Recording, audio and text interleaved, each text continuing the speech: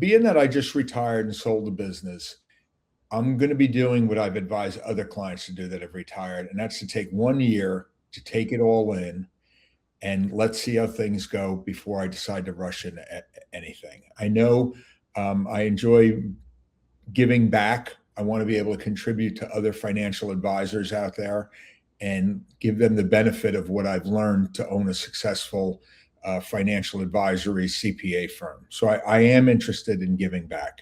I'm having 3 grandchildren within the span of 1 year. I want to make sure there's time for them. I want to make sure there's time to improve my golf game and work on my health. So I don't want to commit to anything too early, but something where I'm giving something back to people is what I'd like to be able to do. That's my vision. Huge. That's a beautiful vision, Jack. I'm going to bring you right back.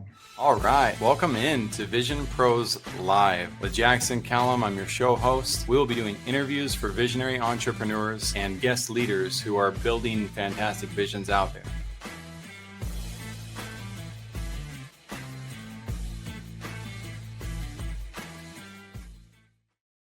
Hey, what's up, Vision Pros? Welcome into another episode. I'm your show host, Jackson Callum, founder and CEO of First Class Business. And today I've got a bit of a legend on the show. We got Jack Ojo in the house. He's going to be a little bit caught off guard by this style of introductions. But my friends, there are so many pretenders in the world, and there's so few contenders. And in the world of business, where 66% of people fail within a 10-year period, we've got to get the best people on the stage. And how do you qualify somebody who is a wealth advisor when that's not what you do? Or how do I know which doctors out there actually have the cures for cancer? It's a very hard due diligence process, but not with our trusty friends in AI. And so I want to tell you guys a little bit about the background I have with Jack here. Jack's going to listen in behind the scenes. We had a little bitty starting intro to what his vision is. He's at a point where he's retired now. He's at a point where he's got grandkids, and he's being methodical, purposeful, intentional about his next steps. But again, I want to give you guys the background of what did I do as far as research goes to see if Jack checks out for who he is. So one, he's the author of Too Smart to Be an Umpire. You can check that out at toosmarttobeanumpire.com. He's got a company called OjoWealthStrategies.com. And I asked Chad, I was like, okay, give me the details on Jack. What do I need to know about him? He's a CPA, PFS, CFP, certified senior advisor, master's degree in taxation, has been in the financial world since 1981. That's a lot of time to be honing a craft and helping people with things related to finances. So that's all really good signs. And he's got all these accolades. Top producer award for 25 Avantax top producer award for 25 consecutive years. And so you guys know me. I push back. I went right back to AI, and I said, how do I know these awards and accolades aren't pay to play like the Inc. 500? And this is a great question. Let me break it down for you. Avantax Cetera Top Producer Award, 25 consecutive years, number one advisor, 9+ years. Well, this is the strongest signal. It's an internal broker-dealer ranking based on actual production numbers, revenue generated, assets generated, business growth. Avantax awarded $5.5 million in equity grants to top performing advisors based on performance criteria, PR Newswire. You can't buy your way onto this. It's math. The broker-dealer tracks every dollar flowing through your practice. Being their number one producer out of thousands of affiliated advisors for 9 consecutive years means his practice was objectively outperforming everyone else in the network. A financial planning article confirmed he leads a team managing hundreds of millions in client assets and has been with the firm for his entire career. This one is not pay to play, it's production to play. And then it goes on and talks about more and more and more awards that Jack has. Jack, you've earned every right to share your vision and to also give us guidance in this process. Thanks for joining us in Vision Pros Live. It's my pleasure to be with you today, Jackson. I look forward to it. Yeah, absolutely. So let's just hope AI checks out. No, I'm just kidding. I'm sure it does. Jack, I can tell by your personality too, and the way you came in humbly, willing to talk to me about the process and where you're going. And it's perfectly okay to be in a season where you're exploring what your options are. I think too many times in life, people feel trapped and that they just have to make a decision, whether they're on the cusp of going to college or they're trying to figure out what firm to work for, you're in the same boat that people are in when they're 20, 30, 40, 50, 60, I think all the way up. So any words of advice and wisdom for those of us looking at the next chapter? People that are looking for the next chapter, in my opinion, should do a well thought out written plan. And if you want to go into business, I think there should be a plan done with math. In other words, put your vision in math. What do you see your sales or revenues? And have fun with it too, by the way. For the next 1, 3, 5, 10 years, what are the expenses for that business going to be? What's the profit at the bottom line to see if you even want to go through this undertaking? I think that's important to do, by the way, with any situation involving money too, by the way. People that worry about money can have a lot of their fears taken away by putting pencil to paper or a spreadsheet and just quantifying things. So I think people need to quantify what they're going to be doing rather than having it just simply be a narrative. And I know I did that back in the day, and it flows. You know, life throws things at you, both good and bad, and you have to make adjustments to that plan. Absolutely. So that's really neat. Fear of the unknown, right? But being tied back to, some people think they have a fear of math, but in the case of the business world, I would say it's probably more the fear of the unknown and not having that plan and process. I will say there's no certainty on it. And I love that you hit that too. We can't predict it. A farmer can be the best farmer in the world. And if a hurricane or a tornado hits his farm, it doesn't take away from his farming capabilities, but it may take away from the external outcome that he was able to produce. 100%. I remember when I started my business, you're talking about all these millions and millions of dollars. I started with nothing, like zero. And in fact, I had it coming out of professional baseball. I had a negative net worth because the condo my wife and I owned had gone down in value and was worth less than the mortgage. So how does that happen? We did it on credit cards.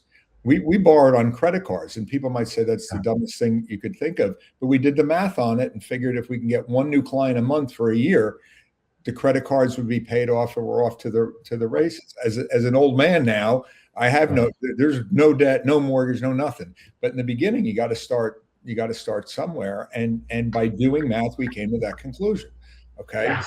So that's the dumbest thing is doing nothing and just letting yourself fall apart. Thank you. Like, I'm really happy that you said that. We're not endorsing going to get the Capital One top interest rate credit card on the planet right now. But my goodness, if you do the math and you know what your client profit margins are, well done. You have to do whatever works within your moral compass and go for. You have to remember, anybody that's going into business or going through a career change is going to have a million people telling you that you can't do something. So number one, even before, by the way, the written quantified plan comes with attitude and approach.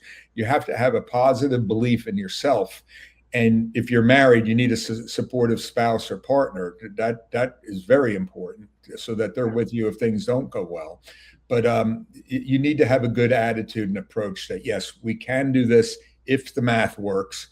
And again, some of the best decisions I've ever made in business were the things I decided not to do. Things I wouldn't go ahead with. So a good analysis is the right thing to do. Dude, that's so big. And we live in a world where there's very few people who get advice that is sound related to advertising and marketing and investing in businesses.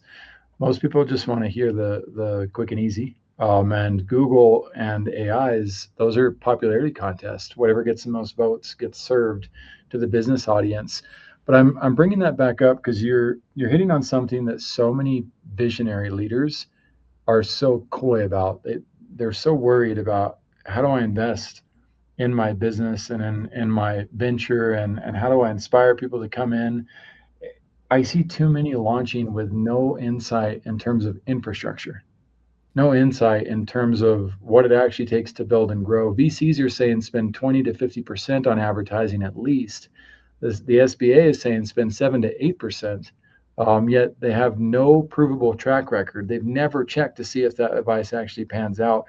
What have you seen for people launching businesses as far as what they should be investing in growth? Well, I can tell you what we did in our business, and it's not what anybody probably thinks, is I practice something that I called love affair marketing with our existing customers and clients. Okay. I consider I was a top salesman by all your math and everything, but I do consider myself a nerd, and I realize that I'm a nerd. So what I tried to do was create advocates for my practice, providing an overwhelming level of service. And it starts with simple things like returning a phone call, returning an email or a text message as quickly as possible. I took the position that I was on call 24/7. If a client emailed me on Saturday morning, it was returned on Saturday morning. When I had my tax business, I remember a client giving me the information on a Friday night. On Saturday, the tax returns were done. On Sunday morning, they had their tax returns with a dozen hot bagels in the Sunday New York Times. Creating and I mean like a Four Seasons, an overwhelming level of service where you created a wow experience. So people that are in bigger businesses, you have to look at what is the client or customer experience that they have with you. And if it's not at the wow level, you're failing, in my view. That's how I viewed my practice. And I said to everybody that worked, I never used the word employees worked for me, they worked with me. I said, if our clients aren't saying that about us, okay, then when Uncle Johnny got laid off at his job and needs to roll over his 401k plan, if our name isn't at the top of that list, we have failed. And that's so creating standards and making it fun again, creating standards for your business that are really, really high. You can save on, like, for me, none of the marketing outside dollars worked. You're checking me out. Is this guy really the advisor he says he is? You're going all over the place to find out if it's true. I needed to have people backing me up before clients were going to invest their life savings with me. I had to establish credibility through my expertise and service. So it depends on the business. But a lot of what people can do is right under their own freaking nose, and they don't realize it. They're spending so much time doing other things that they're not servicing what they have right now, and realizing that can foster a lot of growth, in my view. You bring up a really important point that I won't work with people in relation to growth and marketing if they haven't already dedicated themselves to the raving fans process that Ken Blanchard talks about. Why? Because you end up scaling something that's going to just fall right in its face. Your reputation is everything in the market. So creating that wow experience is a huge piece of this, and that credibility. You did have some early days though, right? You were using the credit cards to get your first clients. I'm obviously you dove into due diligence and serving really well. I have a feeling that was right there from the start. But how did you end up getting your first traction? Well, the one thing I did in my business outside of creating the raving fans was I tried to land speaking engagements, and it wasn't. It could have been teaching night school, which I did. Getting in the Chamber of Commerce and asking to speak in front of small businesses, asking current clients if I could speak to their employees about their existing 401ks or stock options. So that's how I did it. Small speaking engagements where people could see if I had credibility with them and they wanted to go ahead and use me. That was the big thing. There was not enough money for outside marketing dollars with me. Yeah. It's a different type of business. Well, and in those days too, I mean, if you wanted to do something, you had to invest a pretty heavy penny to get the snail mail out or to get a billboard. I mean, it wasn't like today's where you can spend literally pennies per day testing things. Right. We did some marketing for accounting through direct mail back in the day, and we did get some business out of it, but I would say the speaking engagements were huge. Were really big. Well, that's what Jack Canfield did for Chicken Soup for the Soul, was making sure that they're doing their Power 5 per day. So it goes hand in hand with what he talks about. So did you start that from the very, very get-go before when you were at client zero level? What did you do to get your first one? Yes, I did. I taught night school was a big thing. I wasn't allowed to sell when I was teaching night school, but I taught teaching, financing your children's education, how to start a small business, how to retire comfortably. And they would be like 3 or 4 night classes where the students often became clients. And that helped get me to the next level. But all these millions of dollars didn't come right away. There was a growth. There was a slow growth that took place. If I have to look back on anything I regret, I didn't realize the business would become this successful. I really didn't. And I'm very grateful for it.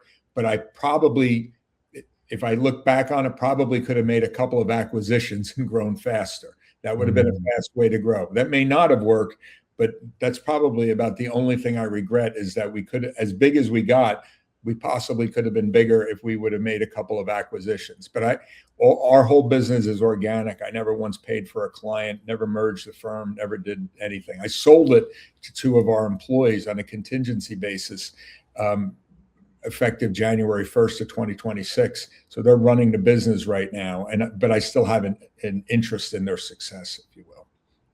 That's awesome.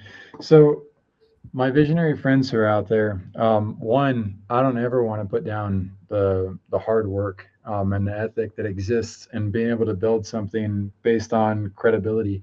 I do want to add to it that I agree with Jack. When you don't know how marketing and advertising works and you don't have the forecasting capabilities that some of us do by your side, then it's probably better to just grind it out to make it happen. And I would prefer, though, that as visionaries, you guys do both.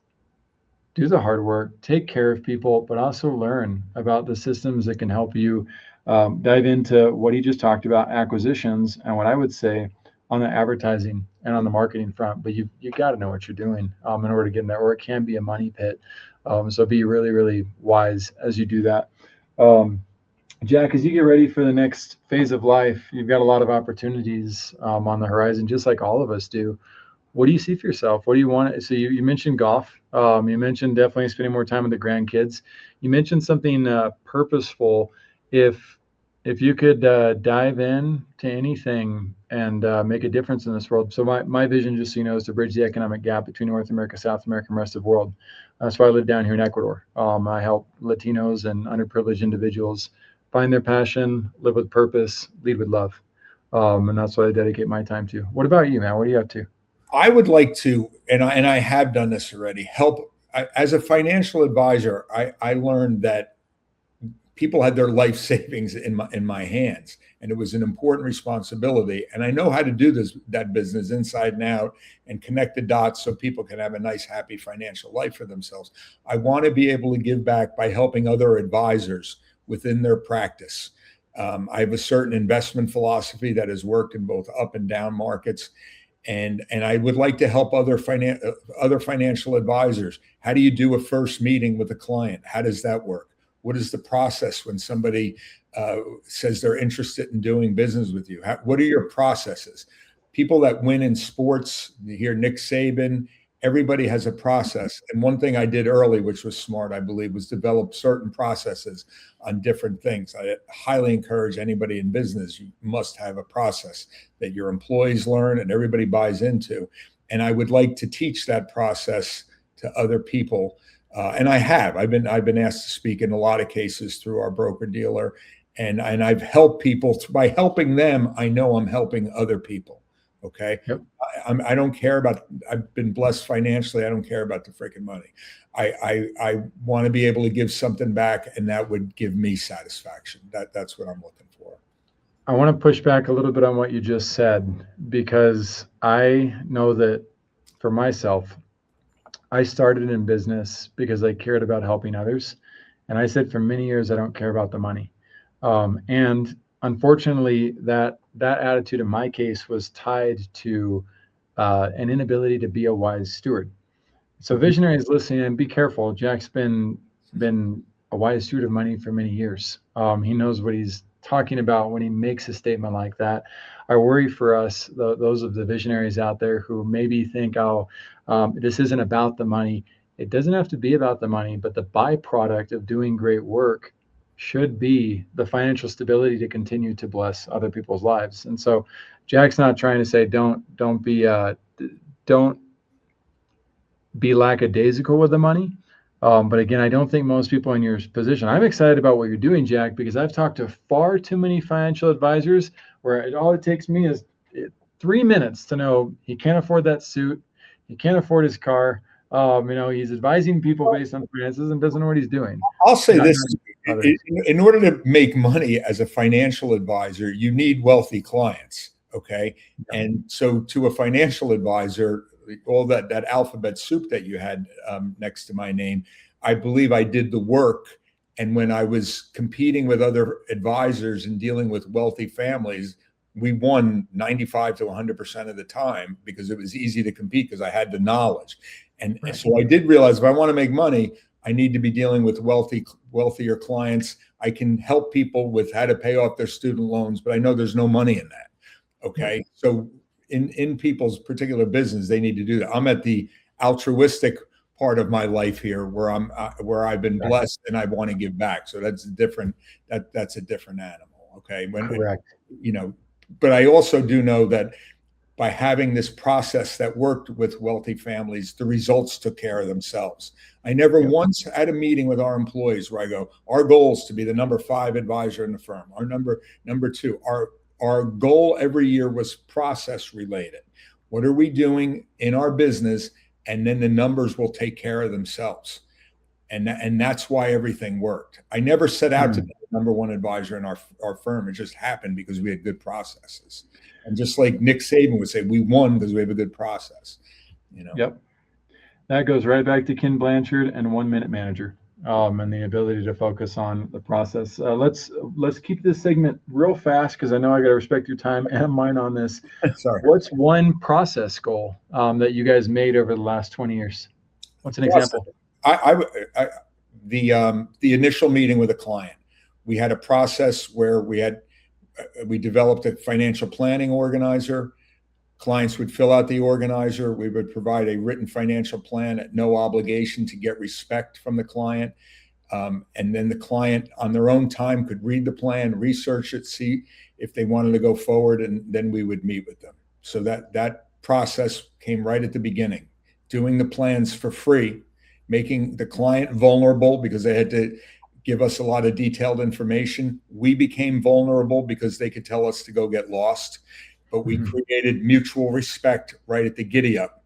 And then the client would implement the plan and we'd work hard to keep that client afterwards, go over the ground rules of the relationship, what you can expect in the financial markets, all the bad things that can happen, going over everything. That process, which I'm trying to do very quickly, was something we did at the beginning and it worked. Other people don't have a process as detailed as we do.